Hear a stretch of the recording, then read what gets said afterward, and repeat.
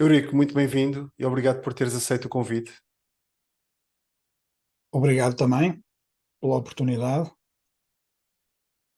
Olha, eu vou-te colocar já em cena, vou-te passar de imediato a palavra e vou-te pedir que nos contes um pouco da tua história pessoal, talvez a forma como cresceste e te tornaste fotógrafo. Portanto, eu sei que te formaste no Arco e posteriormente na Düsseldorf Art Academy. Portanto, e nesse Sim. sentido gostava que nos contextualizasses, que nos falasses da forma como se desenvolveu a tua carreira. Pronto, sei que tens uma carreira bastante afirmada, quer no plano nacional, quer internacional. Eh, Portanto, o gosto pela fotografia sempre existiu, mas desde, lembro-me das férias passadas na praia. Eu é que tirava as fotografias sempre com uma máquina que o meu pai tinha comprado. Até tirava fotografias a mais e estragava imensas fotografias, pronto. E depois, eu estou a falar nisto quando eu tinha pai 13, 14, 15 anos, por aí. Ao mesmo tempo, os estudos não foram logo nessa direção, porque a minha mãe insistia que eu fosse médico, Assim. como todas as mães do mundo. E, e até na altura, provavelmente, ela teria razão, porque que eu tinha uma apetência natural para o lado humano e o lado do contacto com as pessoas. E ela, na sua boa vontade, e como ela também é da área de ciências biológicas, achou que eu deveria ser médico. Pronto. E isso levou-me a tirar o curso de ciências até ao 12º ano, portanto foi essa a minha orientação. Só que eu não era assim grande estudante, porque andava sempre distraído.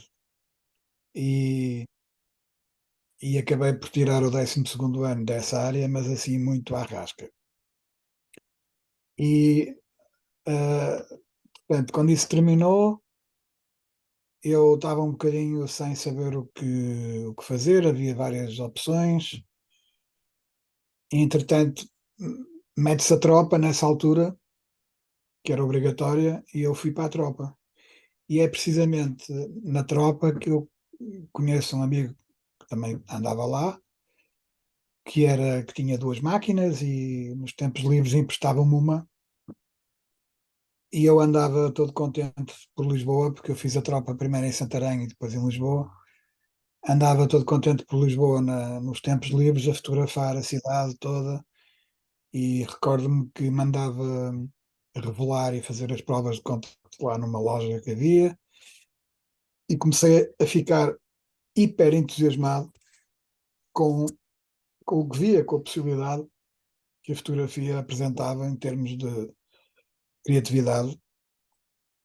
E depois a tropa acabou, eu voltei para o Porto, que é de onde eu sou, onde tenho a família, e ainda tive um ano no Porto, sempre à volta da fotografia. Entretanto, contactei com amigos meus que também os pais eram fotógrafos, mas tudo numa perspectiva muito amadora.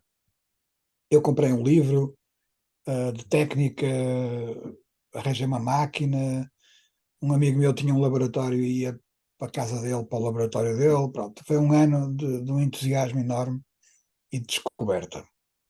Claro, isto tudo a preto e branco, que era aquilo que nós podíamos fazer e era o que estava mais acessível, não é? Ao fim desse ano, eu decidi que deveria mesmo estudar fotografia mais seriamente, não é? E surgiu a hipótese de ir para Lisboa, para o Arco. Porquê? Porque eu, apesar de ser do Porto, eu por acaso nasci, eu e os meus irmãos nascemos em Torres Vedras e temos amigos de infância dessa época. E um deles e nós passávamos sempre lá férias, lá ao pé. E um deles disse-me: olha, tu devias ir para o Arco. Eu já lá estive, é uma boa escola, estamos a falar em 1990, mais ou menos. Pronto, eu arranjei a maneira de ir para o Arco e fui para o Arco. Fui viver para Lisboa e fui estudar para o Arco, em 91.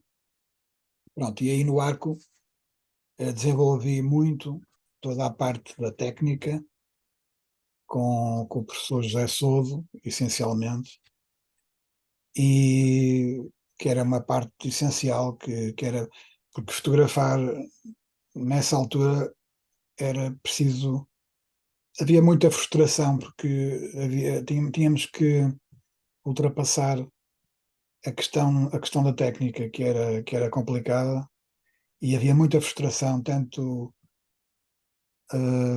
porque quando se fotografava depois ia-se ver os resultados e invariavelmente não era nada daquilo que nós queríamos e depois não percebíamos porquê, enfim. E de facto era preciso gostar mesmo muito para aguentar essa frustração toda, e depois as horas de laboratório, os custos, tudo. E, e nessa fase foi importante o Arco, porque eles ensinavam mesmo muitíssimo bem e com método, e eu consegui desenvolver lá as bases da técnica de preto e branco, quer dizer, que depois usei durante muitos anos. Ao mesmo tempo, durante esse período, eu era completamente fascinado pelos fotógrafos de rua, portanto, Então, os desculpa interromper, mas sim, referias a mais-valia que foi o Arco nessa fase da tua formação, nesse sim, sim. esclarecimento de técnico, não é? Mas é o lado técnico que tu associas mais a essa fase da tua formação? Ou estamos já na gênese também da tua formação enquanto artista fotógrafo? Pois era isso que eu agora ia explicar, porque naquela época o Arco, e não era só o Arco, era em Portugal, de uma maneira geral, a fotografia de autor estava, estava no seu início, digamos assim. Muito no início, ou seja, sempre houve fotógrafos com uma marca que se caracterizava pela fotografia autoral, Estamos a falar em que ano, Eurico? em 91. Em 91. E havia, por exemplo, posso citar o Jorge Molder, o Paulo Nusolino, essa geração de fotógrafos já sabia o que era usar a fotografia de uma forma autoral e que para mim e para os meus colegas eram uma espécie de ícones da fotografia em Portugal mas ao mesmo tempo eh, as saídas profissionais que se apresentavam nessa altura eram ou publicidade, ou moda, ou então o fotojornalismo, ou o chamado fotodocumentalismo. E dessas áreas todas, aquela que eu mais me sentia inclinado era claramente a fotografia autoral, aquela que resulta de uma ideia do autor desenvolvida por ele e imaginada por ele, e também da fotografia de rua de fotodocumentalismo. E tinha várias referências, como o Cartier-Bresson e outras pessoas, outros autores dessa época. Uh, Posso citar muitos outros, mas andava à volta disso. Os outros, o outro lado da fotografia mais autoral, em que eu me sentia claramente influenciado, eram os surrealistas, nomeadamente o Man Ray e outros autores dessa época também. E isso durou mais ou menos 3 anos, que foi o tempo que eu tive a estudar no Arco, os 2 anos que eram do plano geral e depois um terceiro ano que só algumas pessoas é que queriam continuar e era o chamado curso avançado. E nesse curso avançado, nesse terceiro ano, é que é que eu sinto que dei o salto para aquilo que hoje em dia eu acho que nessa altura eu acho que criei o fundamento do meu trabalho que é hoje em dia. Porque comecei a fazer umas experiências de retrato, e comecei a ficar fascinado pela ideia de trazer as pessoas para o estúdio ou para a câmara e estarem ali a ser representadas num momento único entre mim e elas e não apenas uma fotografia de rua roubada. E eu, atenção, adorava também e ainda gosto desse tipo de fotografia. Mas eu, durante esse tempo em que eu fiz esses trabalhos de fotodocumentalismo, e fiz vários ainda, Neste caso, eu pergunto só como um interlúdio se preferes trazer as pessoas à câmara ou se levar a câmara às pessoas. lá está, eu sempre andei entre as duas coisas. Porque eu tenho, ainda hoje em dia, tenho os dois tipos de trabalho e, e acho que gosto dos dois.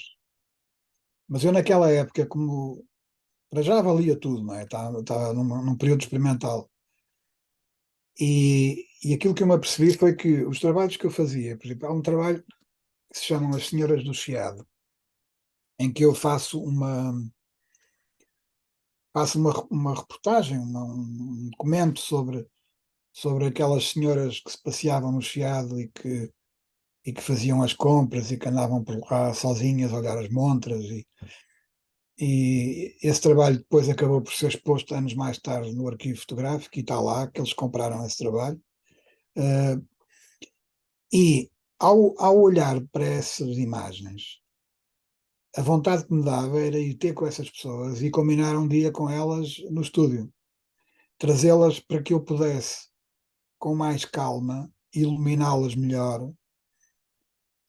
E aí é que surge também a passagem para a câmara de médio formato, porque permitia uma definição maior, permitia todo um trabalho fotográfico com mais rigor em termos de luz e definição, tudo.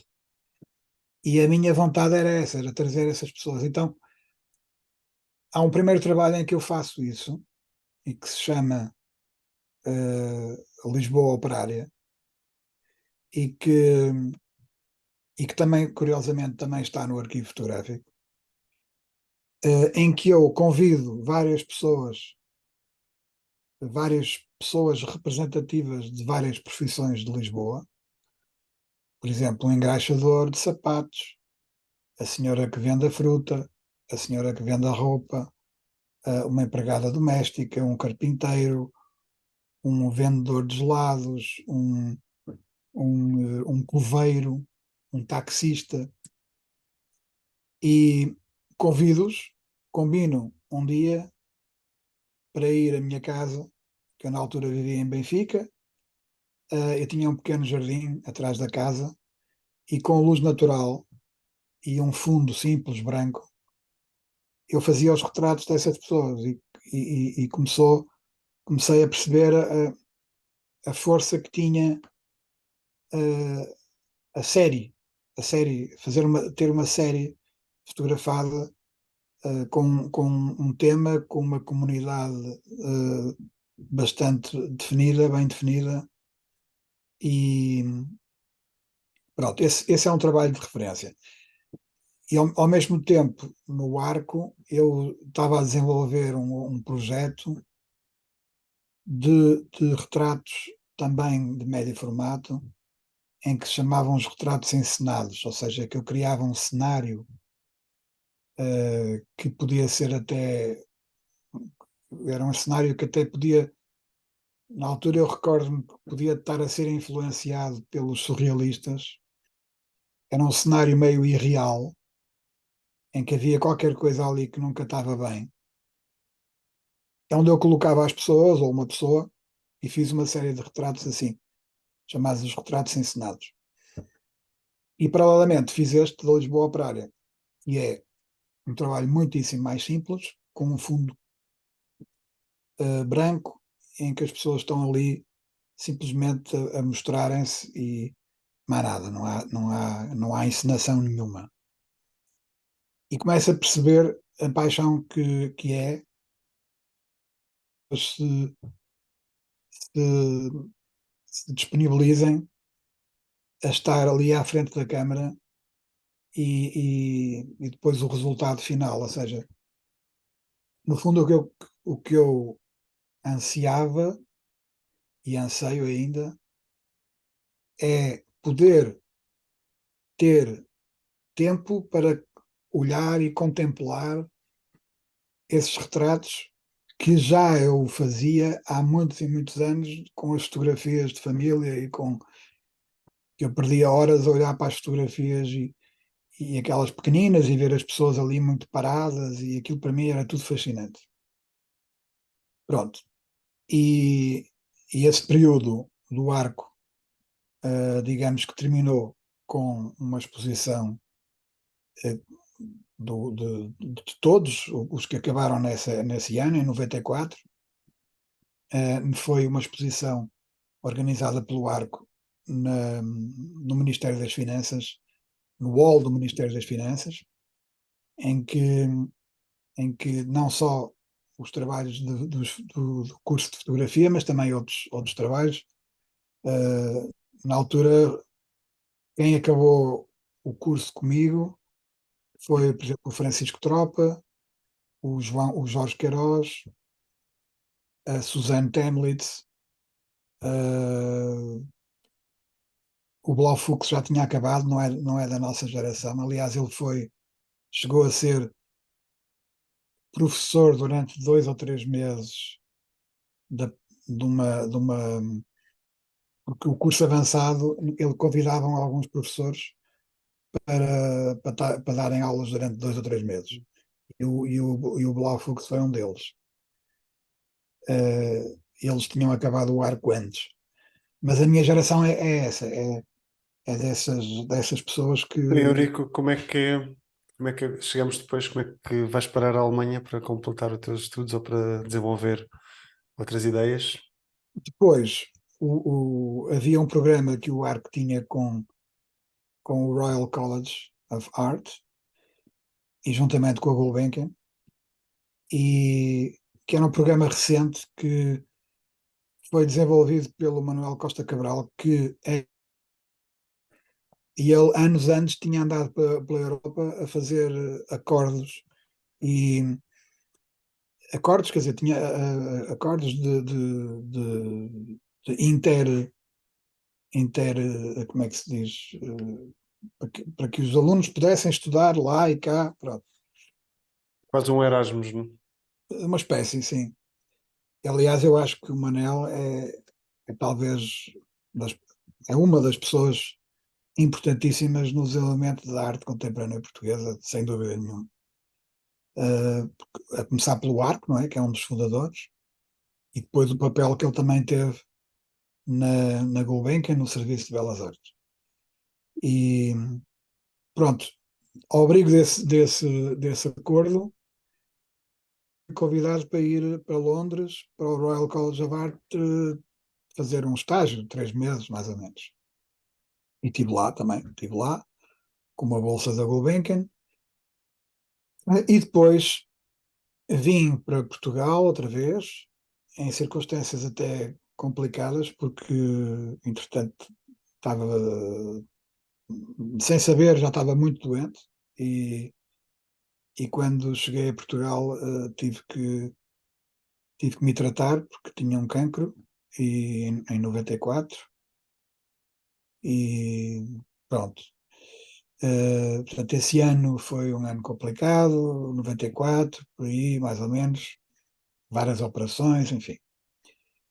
Ao mesmo tempo, eu já estava de olho numa pós-graduação e, e comecei a preparar a minha candidatura também para a Gulbenkian para ir estudar para fora, mas durante mais tempo.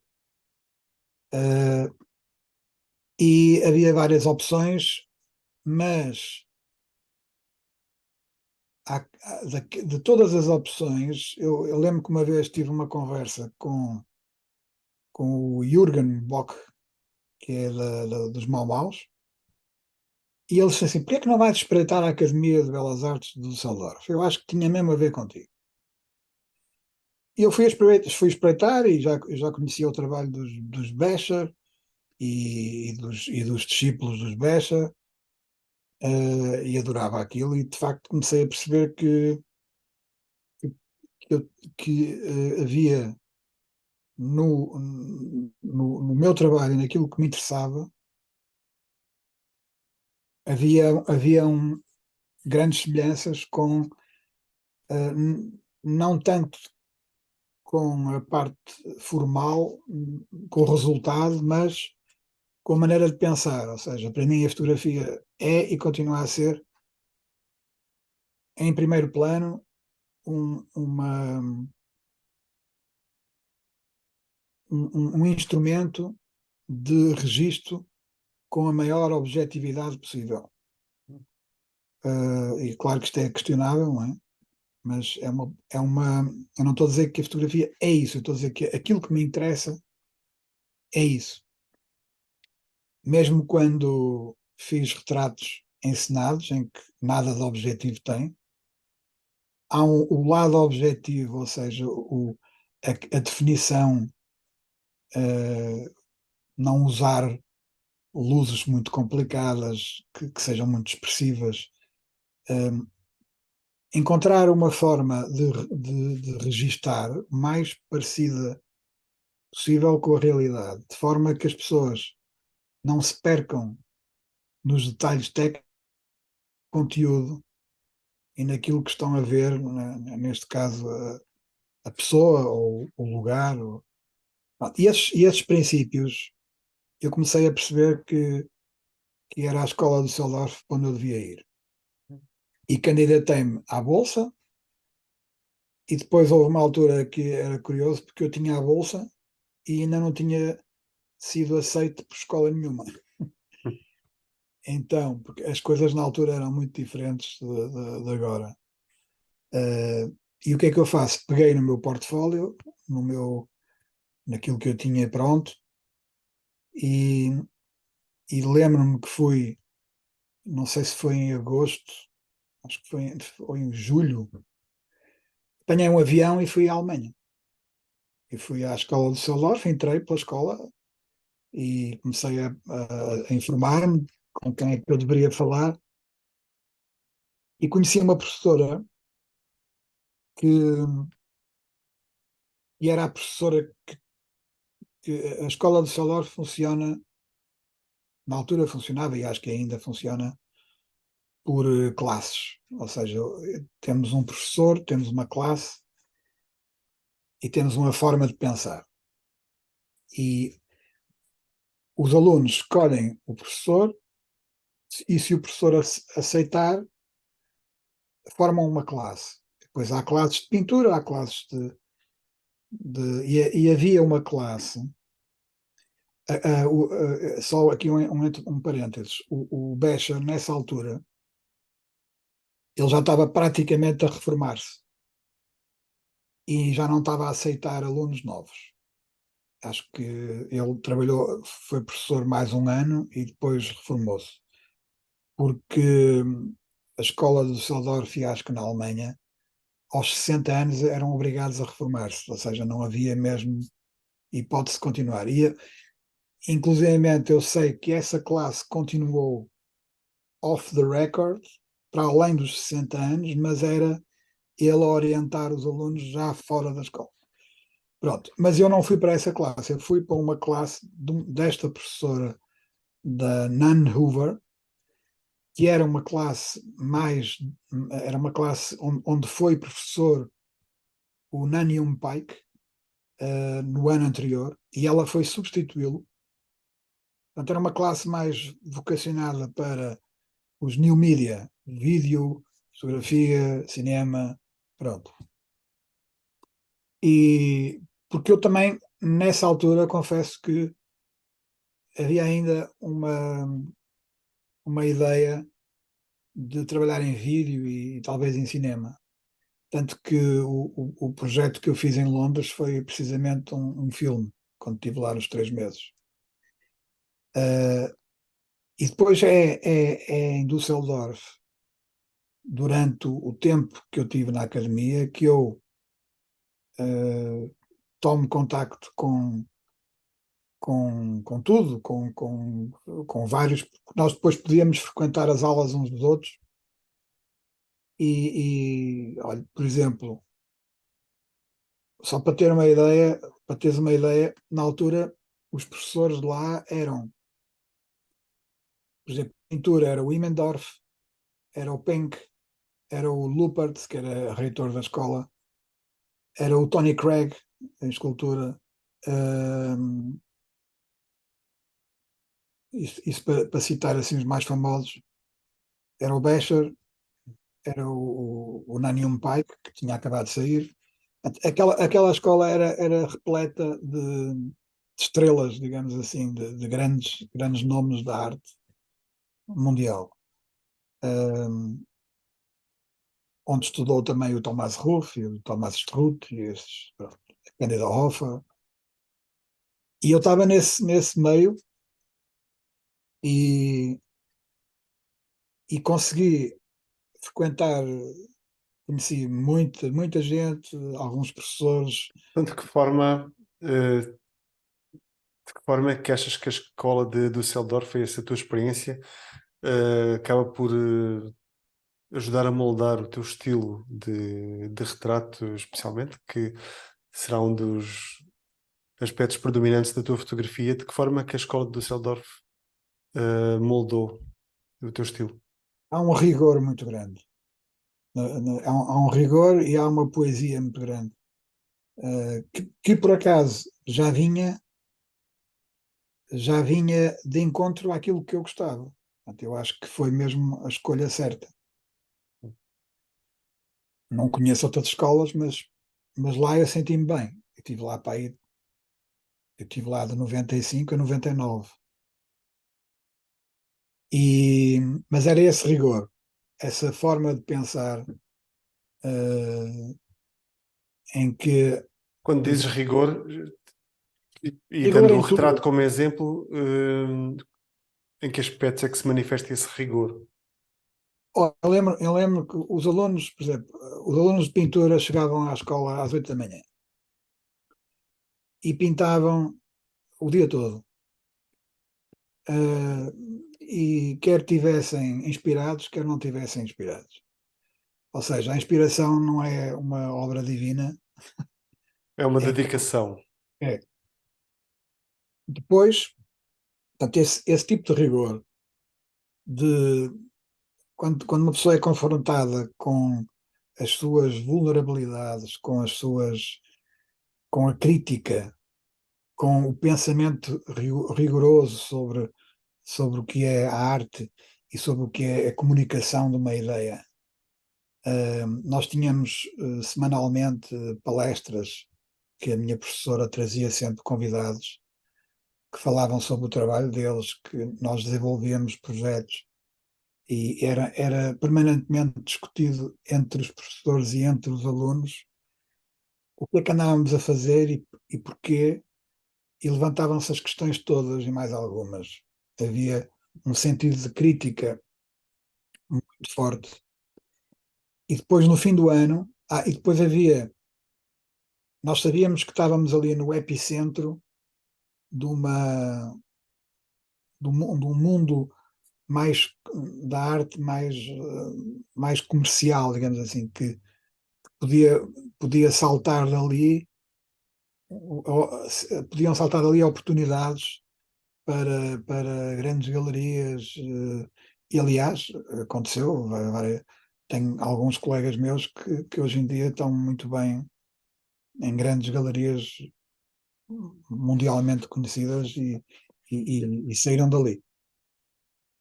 Também, tu também tive, pronto, ainda não falámos, mas tens um currículo de exposições também bastante interessante e eu gostaria de voltar um bocadinho, talvez aos detalhes de algumas dessas exposições que possas partilhar.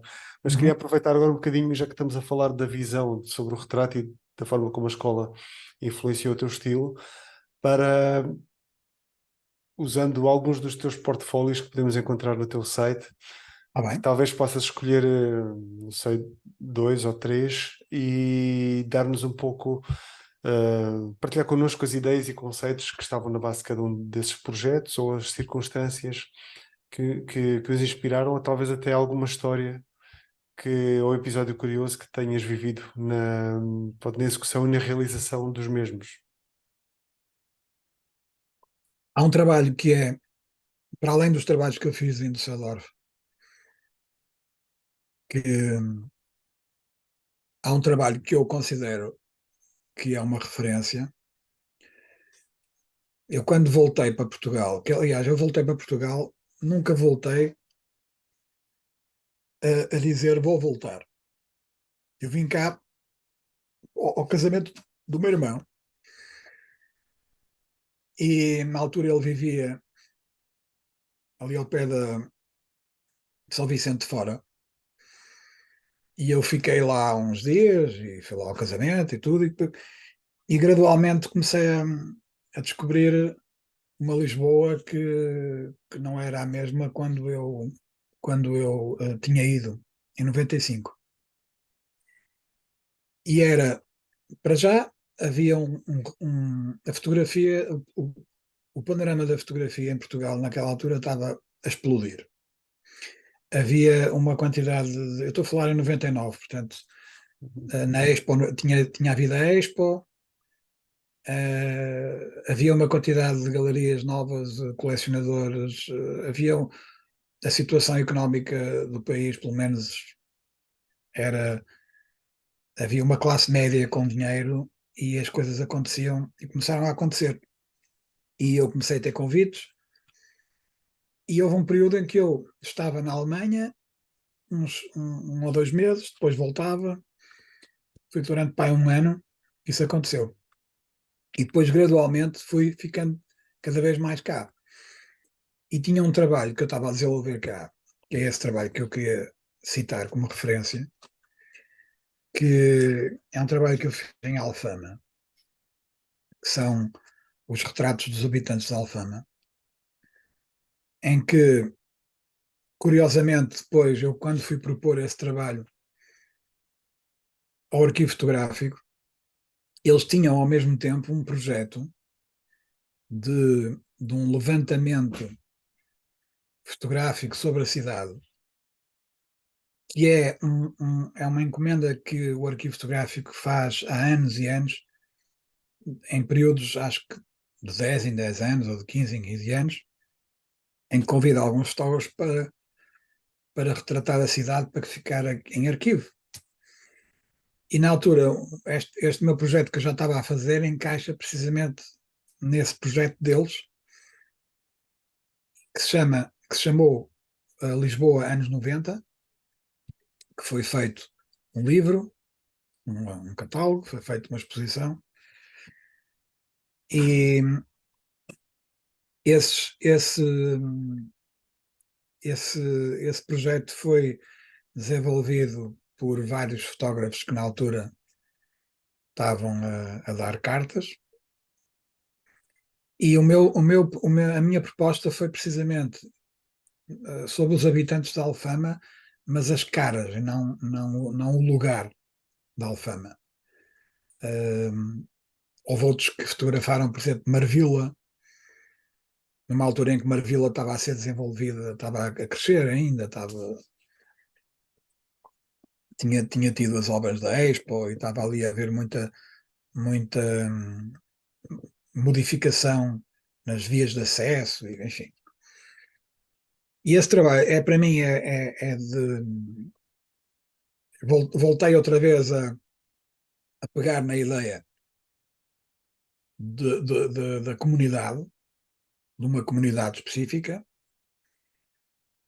do trabalho em série, portanto, de fotografar sistematicamente pessoas dessa comunidade da mesma maneira e pronto, e fiz esse trabalho. Isso é um dos Este trabalhos trabalho, que, estamos a falar de um conjunto de retratos feitos com fundo preto. sim, E quando tu falas em série, estás a falar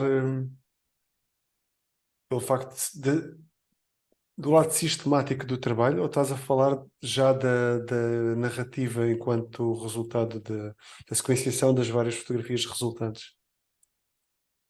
é as duas coisas, porque para caracterizar uma comunidade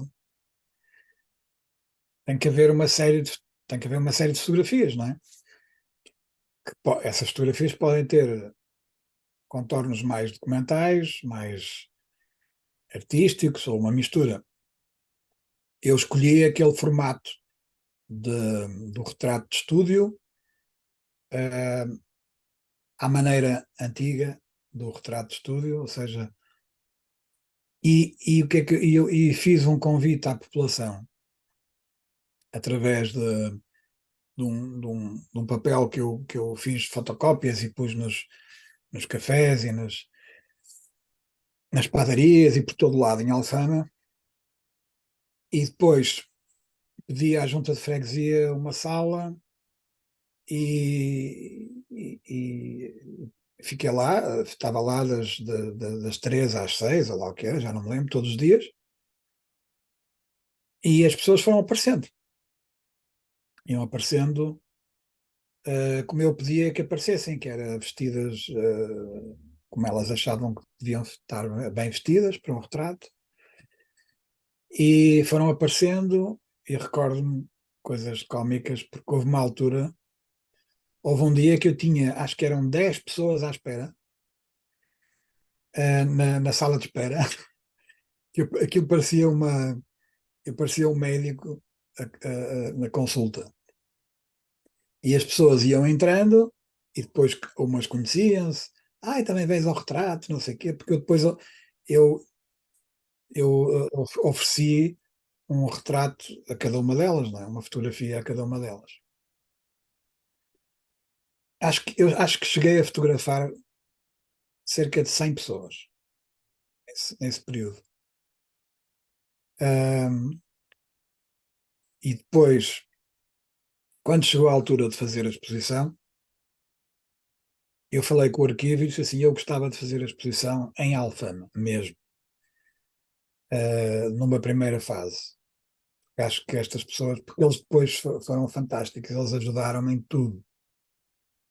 Eu recordo-me que, Em todos os aspectos de produção e divulgação. sim, eles abraçaram aquele projeto todo porque havia um, um- como é que se chama? Um centro recreativo, um centro cultural recreativo, dentro da Alfama, que é o Centro Cultural Magalhães de Lima, que funcionava,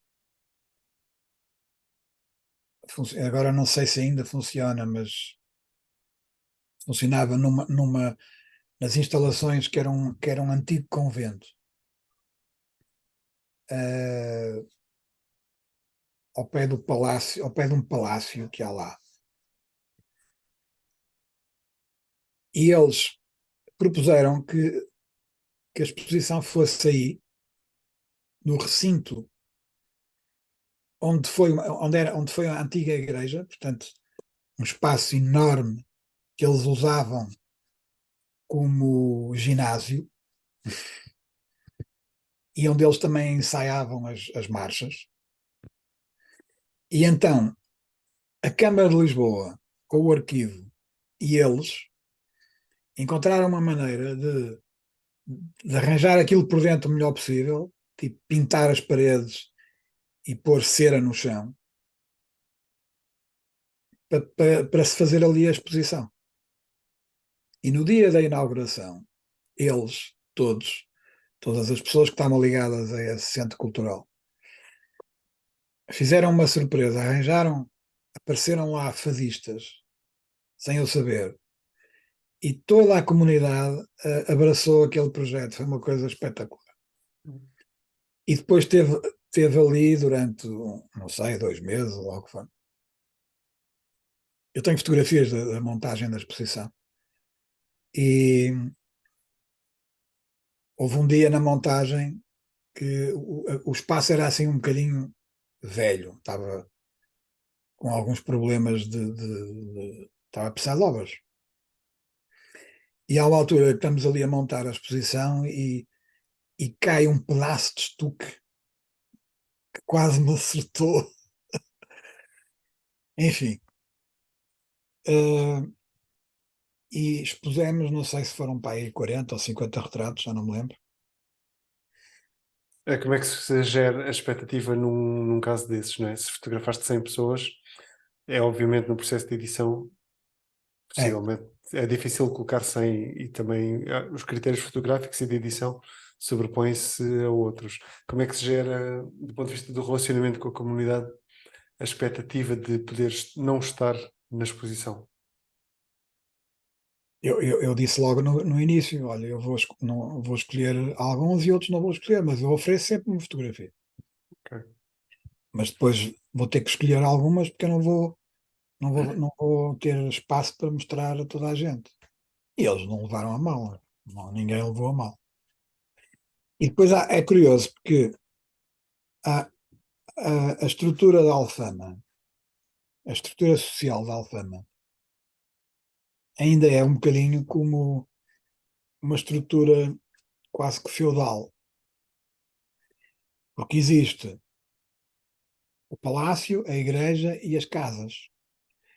E, e durante anos e anos era assim que funcionava. Portanto, as pessoas, o povo, digamos assim, que trabalhava, que tinha o seu comércio, também trabalhava para o palácio e a igreja também tinha um papel fundamental, tanto que há várias zonas em Alfama, como São Miguel, como são centros em que a igreja é o sítio principal, que depois se desenvolve à volta da igreja as casas e há sempre um palácio também naquela freguesia. E havia, na altura, não sei se ainda há, num dos palácios havia ainda um conde a viver. Ainda com a família, com tudo, e exatamente como sempre viveram ali. E eu também convidei o conde para fazer parte desse conjunto. E dei-lhe exatamente o mesmo valor em termos de formato, de fotografia, tudo igual. Mas consegui transportar para o conjunto também a estrutura social, e toda a gente adorou aquilo, estar ali o conde também, aquilo foi espetacular, porque eles todos se davam bem, não é? E pronto, foi de facto um trabalho marcante, e é isto que é apaixonante na fotografia, porque há um relacionamento não só no momento em que se fotografa, não é? Mas depois porque há uma expectativa grande do lado de quem é retratado para ver como é que ficou, não é? E é, e eu acho que, aí voltando aí atrás, eu acho que a minha mãe tem razão em que eu devia ter sido médico, porque não no aspecto da medicina em si, mas mais no aspecto do O aspecto relacionamento. relacional, não é? Acho que sim. Olha, Eurico, eu gostaria de fazer, se me permites, de fazer uma comparação entre alguns dos teus portfólios para perceber pronto, algumas subtilezas. Por exemplo, esse trabalho de Alfama que tu citas, ehm, ao colocares um fundo preto, o caráter demográfico marcado do trabalho, o ênfase na individualidade e no lado genuíno das pessoas ressalta bastante. Ahm, por comparação com outros trabalhos anteriores, penso eu, como os retratos de família, em que utilizas uma abordagem mais formal, mais clássica, ou com um portfólio que, como retratos de homens, em que nesse caso usas um léxico expressivo um bocadinho mais vulnerável, mais, pelo menos aos meus olhos, e corrijo-me se não estiver a interpretar bem, evoca outro tipo de elementos expressivos, como a vulnerabilidade, da resignação, até do confronto. De que forma é que essas diferentes abordagens refletem a tua evolução e visão enquanto fotógrafo e enquanto retratista? No início havia muito a preocupação do documento. Não era só, porque eu também estava muito interessado na parte mais pictórica, digamos assim, na parte do fascínio de, pelas formas das caras e das expressões. E, O aspecto plástico da fotografia sim, o propriamente dito, aspecto não é? mais plástico, sim. E gradualmente fui fazendo trabalhos cada vez mais que não perderam esse caráter de registro, portanto, de registar uma comunidade ou um conjunto de pessoas que eu considerava que se destacavam e que deviam ser evidenciados, mas ao mesmo tempo foi-se tornando mais conceptual a ideia. Portanto, o trabalho que eu faço a seguir a esse foi um trabalho que foi exposto na Gulbenkian em 2001, que se chama A Nova Geração. A ideia da nova geração é também o registro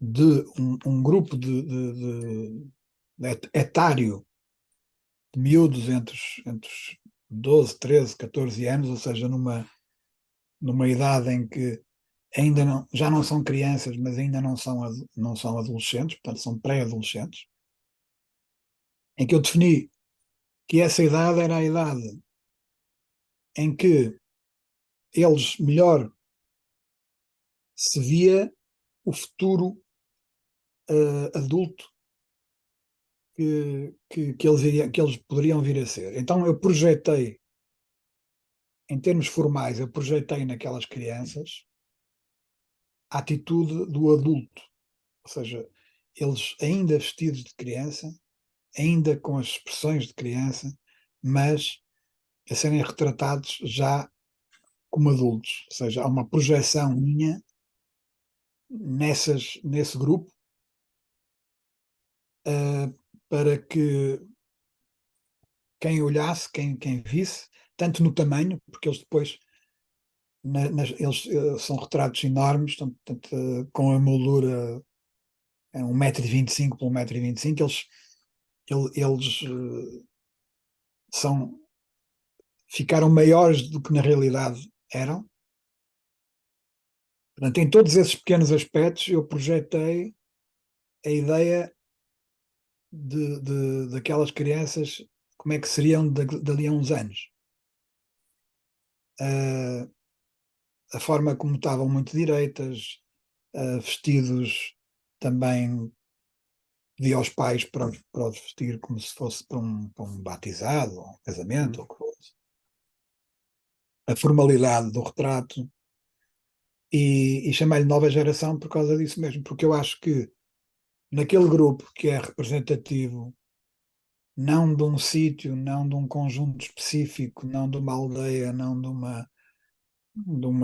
um sítio como Alfama, mas sim uma ideia mais conceptual daquilo que eu entendo que é a nova geração, de cada vez que há uma nova geração.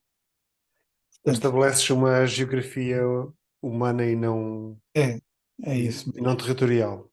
É. E, e, e criar com isso um trabalho que fosse intemporal, porque na minha ideia em todas as gerações que há a promessa, que há uma promessa como se costuma dizer, são estes jovens que nos vão governar um dia mais tarde, não é? E há uma expectativa na geração, na nova geração, do que é que virá, o que é que virão a ser aqueles homens e aquelas mulheres.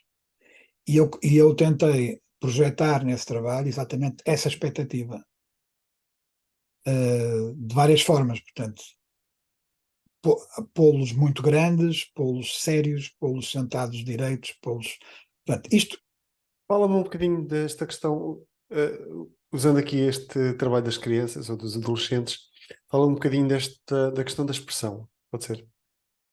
Ou seja, como é que tu projetaste e porquê? E porquê a condução para eles terem este tipo de expressão frente à câmara? uh, o tipo de expressão séria, eu acho que é transversal ao trabalho todo. Não tem a ver exatamente com este conjunto. Sim, mas no trabalho da Alfama, por exemplo, permites alguns aspectos mais, uma diversidade maior desse ponto de vista, não é? Há uma liberdade, aqui está mais, se calhar a presença do fotógrafo é mais conceptualizada, como antecipaste na tua explicação. No trabalho da Alfama, noto alguma variedade ainda assim entre os diferentes personagens, não é? Quase que o lado etnográfico acaba por sobrepor-se ahm, da forma como conduzes o trabalho. Ahm, neste trabalho, e se calhar noutros posteriores, este lado sério contribui talvez para a construção da percepção de intemporalidade dos retratos, mas gostava de ouvir como é que tu conceptualizas essa projeção numa expressão séria, em especial de crianças. Uh, as fotografias a rir são muito engraçadas e eu também gosto, mas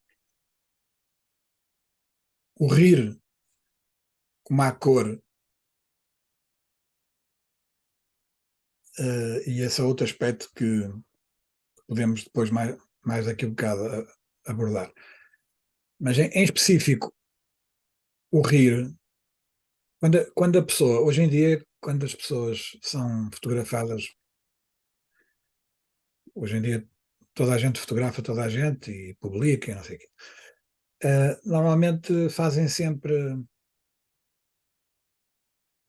aquele sorriso, ou aquele gesto, ou aquela pose em que, em que querem mostrar ao mundo, fixar aquele momento de alegria, e muitas vezes é autêntico, outras vezes é forçado, mas querem que a fotografia, o retrato, que Será fixe. porque achas que o sorriso, mesmo na moldura humana em geral, é uma coisa mais efêmera e por isso nós associamos quando vemos um retrato de um sorriso, algo que é muito pontual, não é?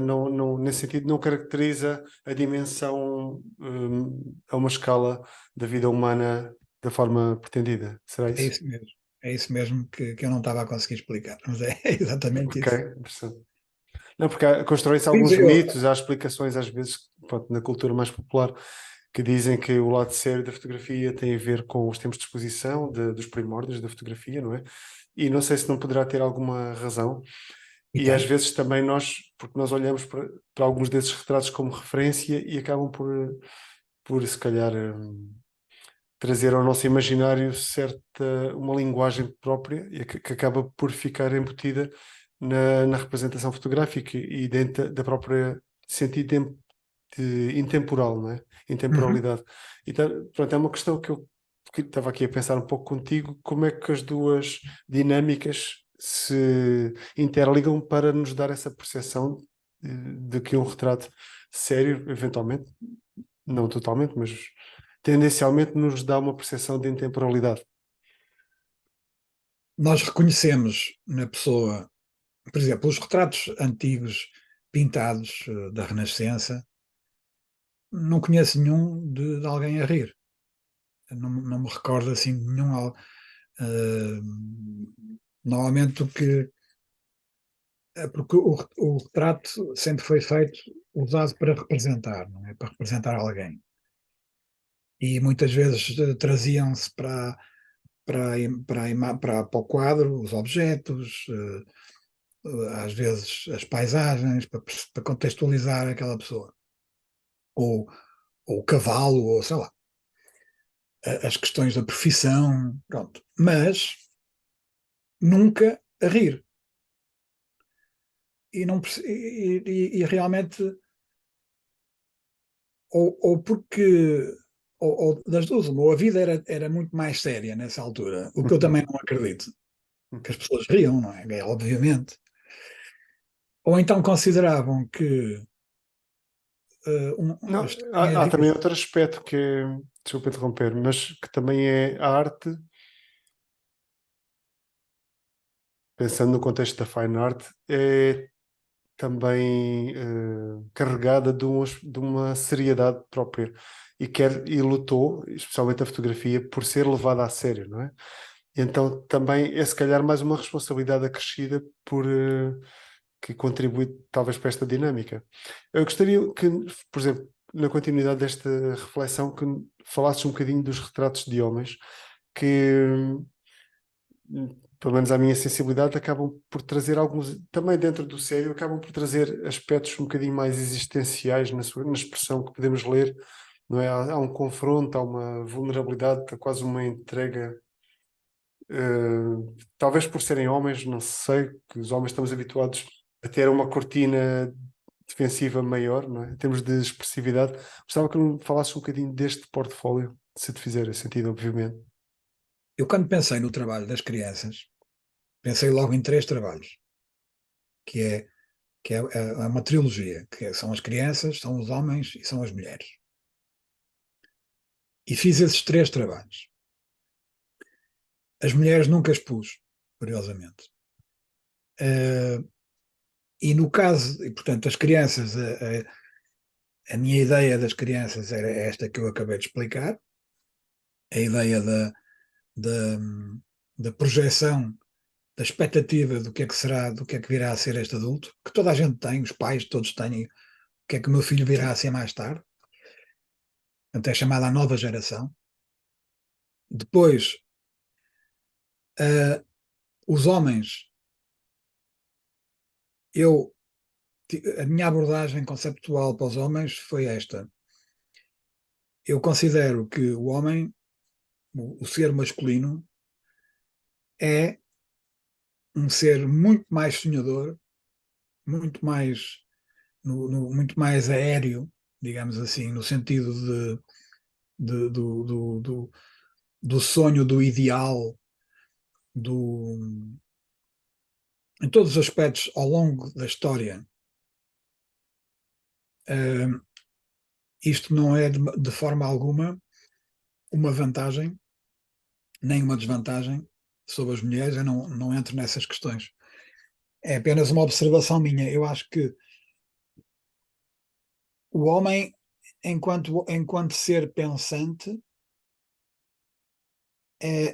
a mulher tem aspectos, tem contornos e aspectos mais terrestres, mais terrenos, mais ligados à prática, e os homens muito mais, aspectos muito mais aéreos, de, de, de ideais e de sonhos pronto. E é com base nesta ideia que eu pus os homens a olhar não de frente, mas para um horizonte. E representei-os assim. Portanto, mais uma vez, há um conjunto que eu identifico, que é um conjunto, lá está, né, também não é territorial, mas é um conjunto mais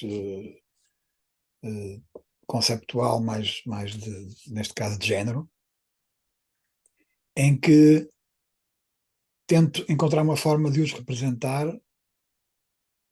do meu ponto de vista, como se todos os homens fossem assim. Claro que depois, obviamente que não são, mas é a minha, eu tenho essa liberdade enquanto artista de ter esse direito de expressar aquilo que eu acho que é.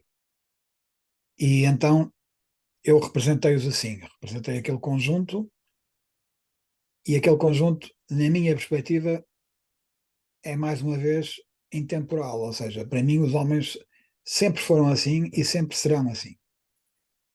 E depois, para os descontextualizar de qualquer espaço-tempo, eu fotografei-os todos de camisa branca, que é uma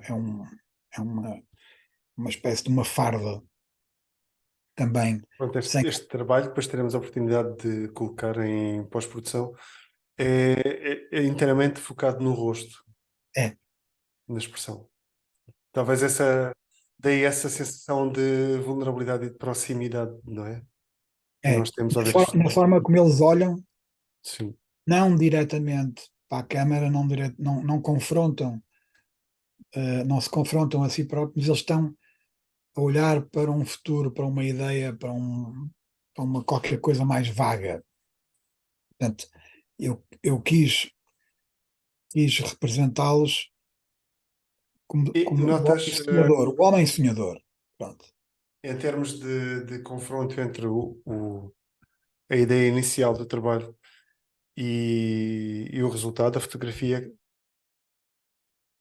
eu acho que esse diferencial entre o que projetamos e o que encontramos, que é um momento de aprendizagem na fotografia e aquilo que talvez seja um dos elementos mais determinantes naquilo que caracteriza a fotografia, não é? Que a diferencia. Porque nós lidamos com a realidade. Mas é nesta E fase, eu é nesta fase. queria só perguntar então, ou seja, neste caso de imaginar os homens como sonhadores, ah, perante aquilo que encontraste e aquilo que nos mostra este portfólio, qual é que é o balanço, o comentário que tu fazes, e qual é que é a sobreposição que tu fazes entre a imagem inicial e a imagem que tu acabas por encontrar? Eu, nesta fase da minha vida fotográfica, já controlava muito bem a técnica do preto e branco e da revelação e disso tudo. Ahm, Portanto, eu conseguia facilmente imaginar antes de fotografar e, de um modo geral, ficava muito próximo daquilo que eu tinha imaginado.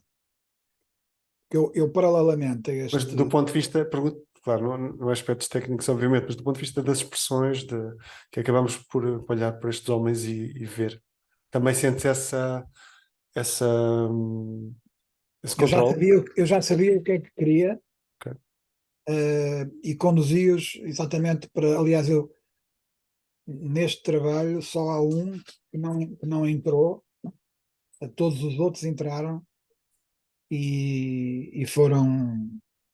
Não houve repetições. Portanto, eu já sabia muito bem o que é que queria com cada um deles. Eh, Eu escolhi-os, ou foram pessoas que na altura estavam mais próximas e pedi para as fotografar, e depois conduzi-as daquela forma, vir vestido daquela maneira, olhar daquela maneira. Tinha que ser também que foi com luz natural, tinha que ser àquela hora do dia, tinha que ser uma luz mesmo já a cair. Que são retratos feitos com luz natural já muito fraquinha. Pois houve uma compensação dá-me só aqui um segundo. Espera aí.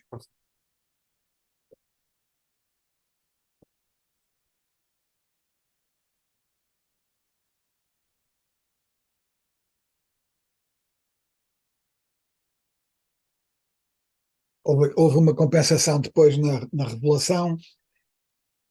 Todo esse resultado, também esse controle de luz, também foi, foi de propósito para acentuar a ideia do homem sonhador. Portanto, que eu acho que há em cada um de nós, Mas sinceramente. pronto, eu na minha, pronto, há uma certa subjetividade que temos que reconhecer. Eu, quando vejo os retratos, eu sinto, uma das coisas que me veio foi sentimentos um pouco mais negativos. Não sei se poderá ser uma projeção minha, mas sinto alguma desilusão, eventualmente. Ou seja, o que eu encontrei surpreende um bocadinho a ideia de sonhador, não em todos, alguns sim, Uhum. mas encontro um bocadinho esse lado negativo e de confronto em algumas expressões, mas pode, obviamente, a minha Sim, sim, mas forma como eu recebi esse trabalho foi mais para esse lado, é engraçado. é curioso porque talvez haja aí uma influência da saudade, digamos assim, daquele sentimento mais carregado, não é? Olha, e os retratos de mulheres, reparei que dentro dessa trilogia é o único que é feito a cores. Qual é a razão que nos leva a isso? Porque a mulher, para mim, é a cor. Não podia ser a preto e branco. É o que traz a cor à vida, é isso?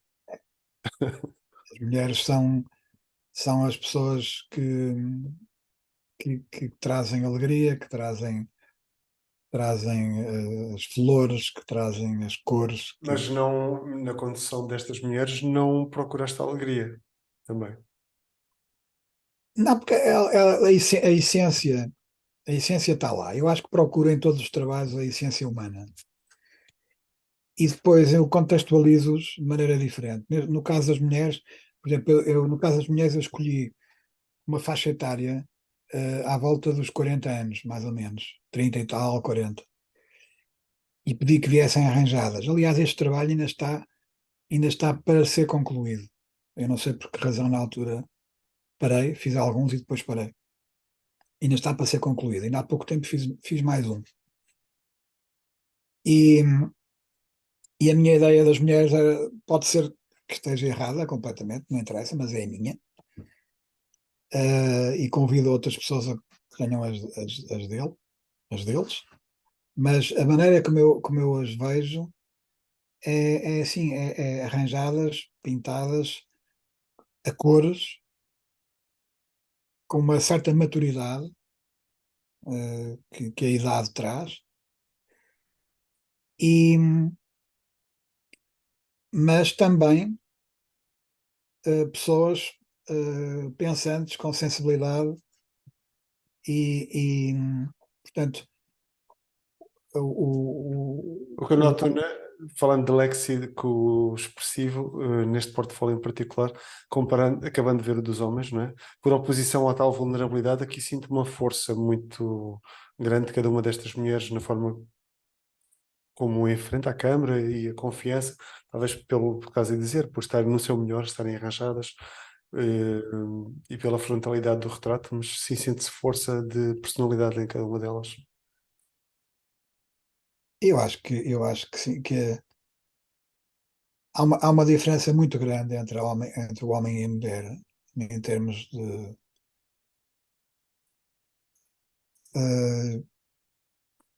Eu não quero aprofundar muito questões que eu Olha, não claro que sei. sim. Eu gostaria estamos a falar um bocadinho da tua linguagem e eu gostaria de redirecionar-nos para aí, porque interessa-me, tenho curiosidade em perceber não só o pensamento, mas falar da linguagem fotográfica propriamente dita, através do retrato, que é uma das coisas mais marcantes.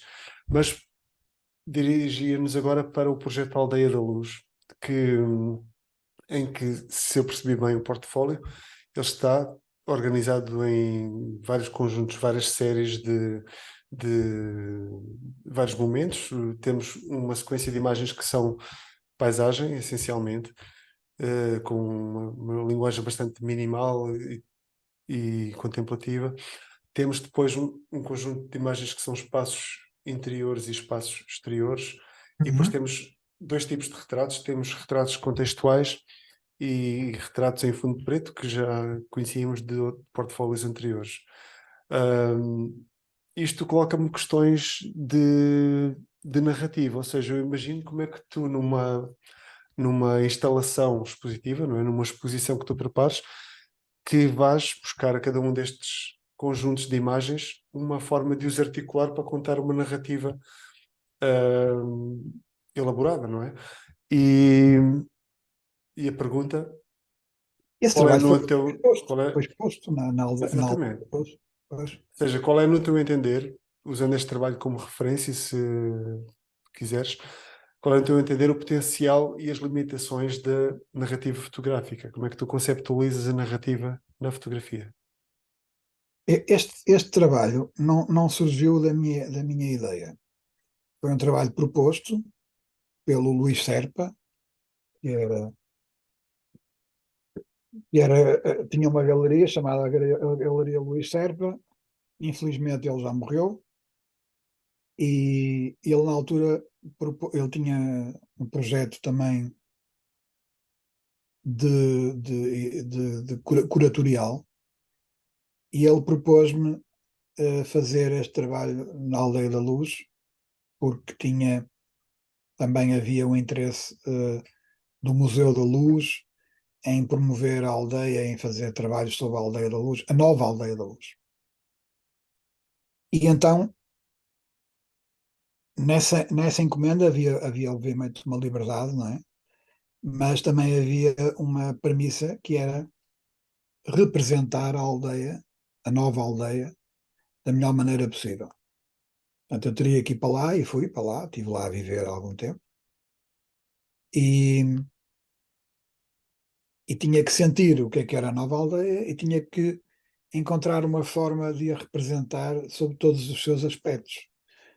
Não, que neste caso não eram só as pessoas, mas eram também as casas, as ruas, a paisagem, tudo aquilo que envolvia aquele grupo de pessoas. Portanto, e há aqui um aspecto muito engraçado, que é a Aldeia da Luz, a antiga, aquela que foi inundada,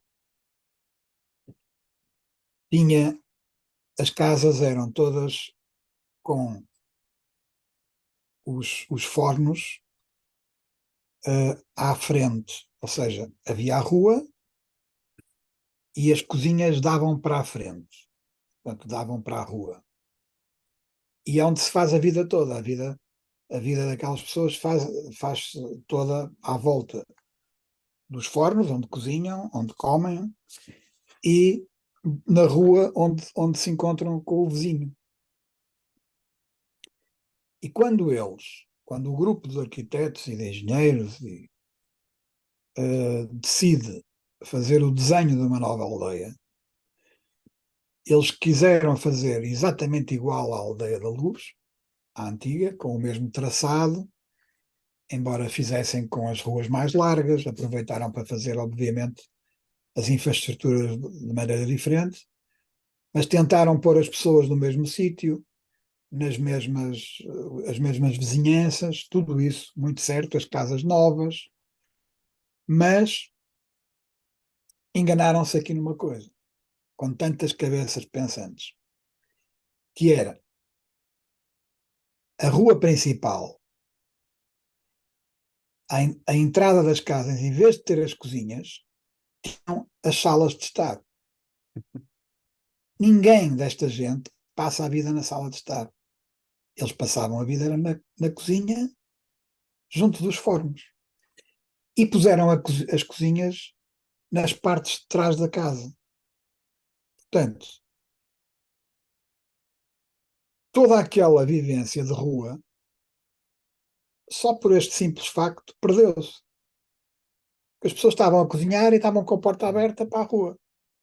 Então aquelas ruas vazias, sem ninguém, devem-se a isso. Não é porque não houvesse gente, mas as pessoas perderam o contacto com os vizinhos porque se meteram dentro de casa. E as salas de estar também estavam vazias, muitas delas ainda com os plásticos nas cadeiras da sala de jantar e tudo isso. Ninguém usava as salas de estar. E as ruas que estavam viradas, as salas de estar que estavam viradas para as ruas, são essas ruas que estão totalmente vazias. Portanto, isto é um exemplo de como é que um pequeno detalhe arquitetónico pode mudar a vida social numa aldeia. Este é um dos aspectos. Depois há o aspecto da presença da água e da presença da, da- das ruas, das antigas ruas que vão dar à água. Portanto, eu tentei encontrar um bocado de tudo e, e, e pôr numa exposição um bocadinho de tudo. Depois fotografei as pessoas, ou seja, o casal, nos tais sítios que eles encontraram pessoas que não cozinhavam nas cozinhas e fizeram nas garagens um forno de lenha e era onde eles estavam todos os dias. Só que esses lugares não davam para a rua principal, davam para as traseiras, portanto não se encontravam com os vizinhos. Uhum. E esses retratos que eu faço dos casais é dentro dos lugares da casa onde eles mais estão a viver. Pronto. Depois há duas ou três fotografias representativas das casas em si, das salas vazias, sem ninguém, e do tipo também de bibelôs que usam, esse tipo de coisas. Depois há as fotografias das ruas vazias e há os retratos mais formais de alguns homens que foram escolhidos, que são os homens principais da aldeia, porque um é porque era o mais velho, o outro era porque foi presidente da junta, o outro era porque houve ali uma, uma, uma história que se contava. Tive que fazer uma escolha, porque eu só ia fazer para aí 5 ou 6 retratos, então escolhi. E aliás, até foram eles que escolheram e disseram: eu acho que quem deve ser fotografado é este. Uhum. Pronto. E fizemos assim, depois os mesmos com o casal, as ruas, as casas, e foi assim que eu encontrei a forma de representar a nova Aldeia da Luz. Portanto, é um trabalho, embora tenha um lado interpretativo meu, não é? Mas o objetivo era muito encontrar uma representação da, da nova aldeia. Ou seja, não parte de uma ideia exclusivamente minha, Uhum. como os trabalhos anteriores. Existe já uma base sobre a qual eu vou trabalhar. Não é? É uma encomenda, digamos assim. Sim. Mas uma encomenda muito livre, porque podia fazer o que quisesse. Olha, Eurico, quero agradecer novamente a tua presença aqui hoje e o trabalho que vens desenvolvendo. Mantenho a curiosidade sobre muitas das coisas que possamos não ter falado, mas Sim. foi uma forma de te apresentar e foi um privilégio ter esta visita guiada por algum do teu portfólio. E eu gostaria de deixar uma reflexão final, pronto, que é uma pergunta ou uma reflexão que eu tenho proposto a outros entrevistados, Uhum. porque é uma questão que me interessa a mim pessoalmente e gostaria de ter a tua visão sobre a fotografia no espaço público. Pode sendo que o espaço público, e hoje em dia virtual também, mas pronto, o espaço público é muito inundado pelas fotografias, pelos billboards, com campanhas políticas, com publicidade, essencialmente, e Uhum. que, mas por outro lado, temos vindo a assistir, ou pelo menos eu tenho vindo a notar, em especial desde a pandemia, ao surgimento de alternativas de, por exemplo, de exposições de fotografia, de instituições, de museus, de galerias, produzidas em formato outdoor. Um, e Pois. fica a pergunta, qual é que é o lugar que a fotografia tem na arte pública e qual é que é o potencial de crescimento desta área de produção na tua visão?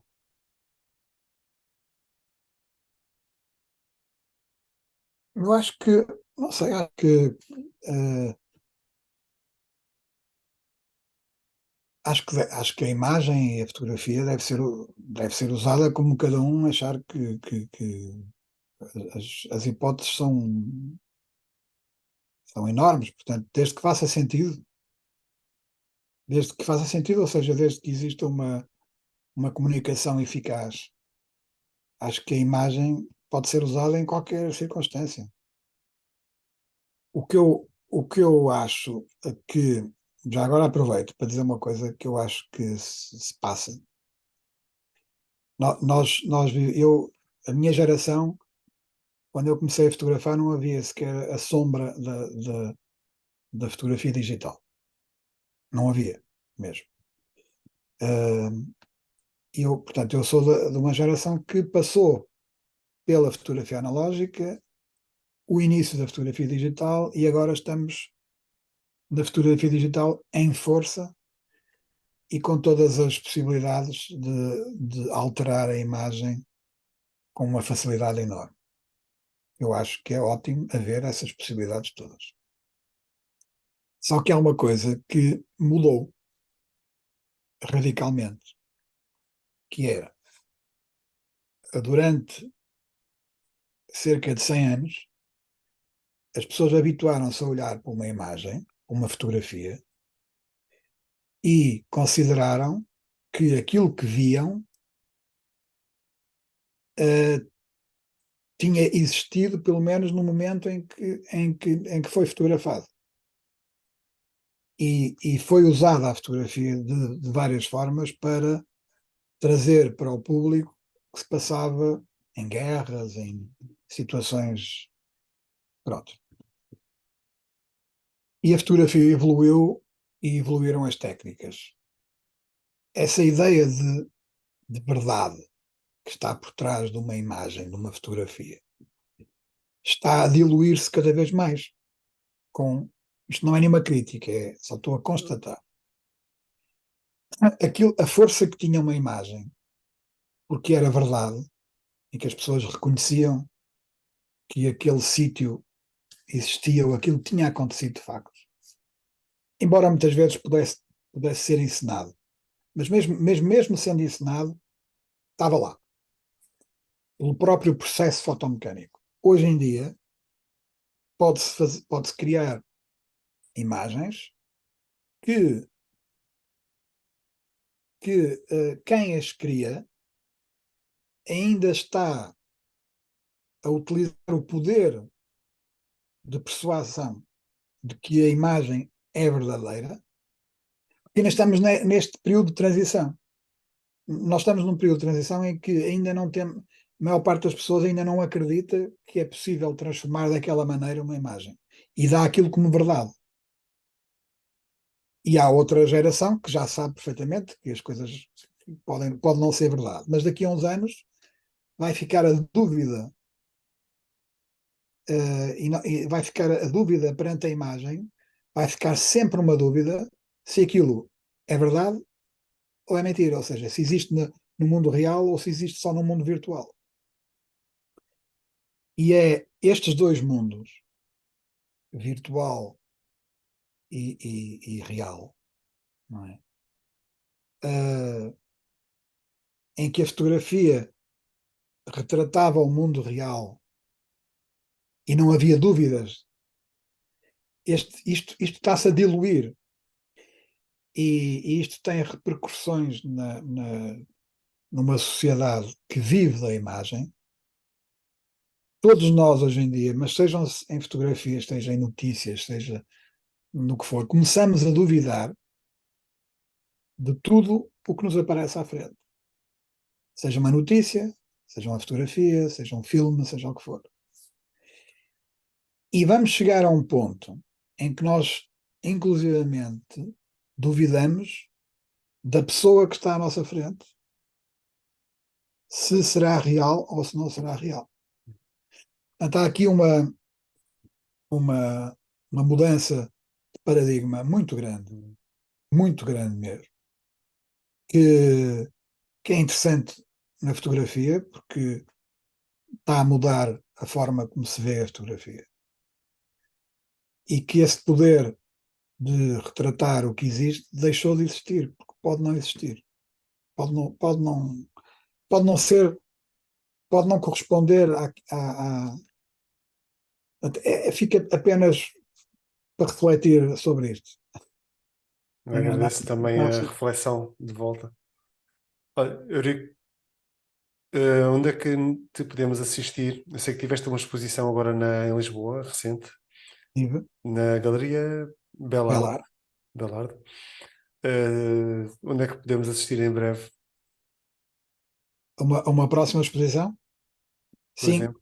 Eu estou a preparar uma exposição eh, em Santar, ao pé de Viseu, num projeto muito integrado, num projeto muitíssimo interessante de revitalização de uma aldeia, de uma vila, que era a vila, que é a Vila de Santar, que é uma vila histórica, em que há um projeto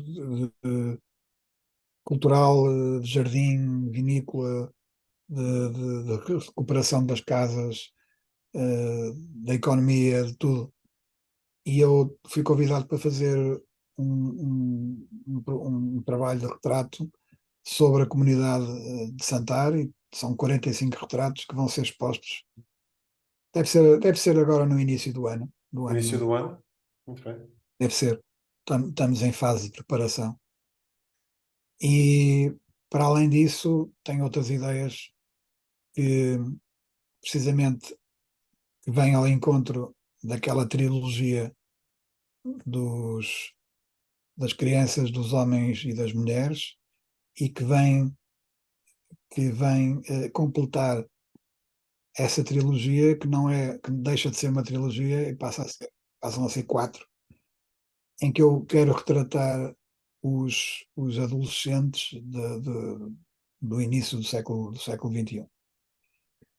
A adolescência com todos os seus aspectos. Eh, e, inclusivamente, os aspectos de género, Uhum. da afirmação, da forma como se vestem, a forma como tudo. Este questionamento de identidade que agora está. Tudo, porque eu acho que a adolescência, eh, deste período, deste início do século XXI, é de facto, é de facto muito diferente. Eles são, eles apresentam-se com toda a sua força e pujança, e não querem saber Eu acho isso uma vantagem, porque, de certa forma, há um grito de liberdade, não é? Nós vestimos-nos como queremos, pomos os piercings que queremos, ou não. Tu observas muito essa faixa etária? De... É Observo um. porque eu tenho dois filhos nessa idade. E tenho os amigos deles que vêm cá a casa, e conheço, e são, de facto, não, a forma como se vestem ou não se vestem não tem nada a ver com o caráter, absolutamente. É incrível. Há miúdos que às vezes entram. Há uma miúda que tem tanto piercing, e nós conversamos de coisas absolutamente interessantíssimas, como se fosse. Não, ou seja, não tem nada, uma coisa não tem nada a ver com a outra. E eu acho piada. Quero caracterizar essa geração. Tens uma grande oportunidade Tem uma grande. Aliás, de ver para além do estereótipo. é. Aliás, e vai ser sempre dentro deste formato, em que a pessoa se mostra, é representada por ela própria.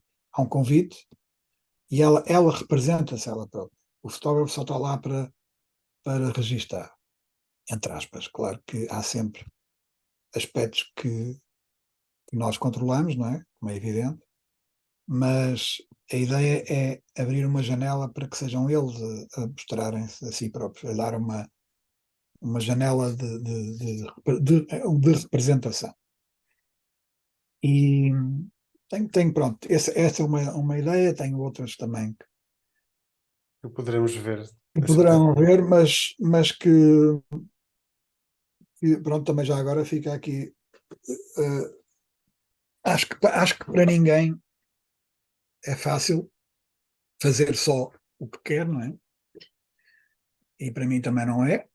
Não consigo fazer sempre só o que quero, portanto, às vezes os projetos duram mais tempo. Mas pronto, mas é isso que eu faço, e vou fazendo. Eurico, muito obrigado novamente e até breve. Obrigado também. E até breve.